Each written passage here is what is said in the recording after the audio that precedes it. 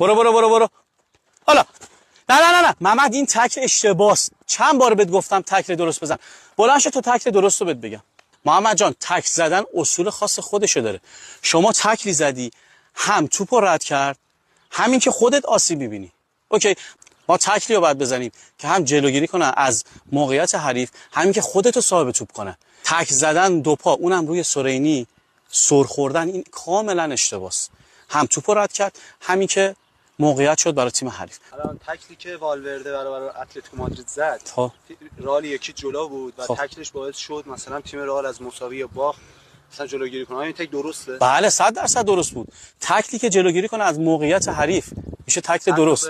حتی بله امکان داشت تیمش ببازه دیگه. تکل صحیح ترین تکلی بود که من دیدم. تکل صحیح اینه زمانی که تو یه پات خم باشه، هم با این پا توپو میگیری، هم با این پا میتونی سری بلند شی. دستت هم که زیر باشه از دستت هم کمک میگیری برای بلند شدن. وقتی من دو پا تکل میزنم این جوریه که تا بخوام بلند بشم توپو رد کرده زده تو گل. حل زمان بره. بله مرسی. دوباره رد نشو.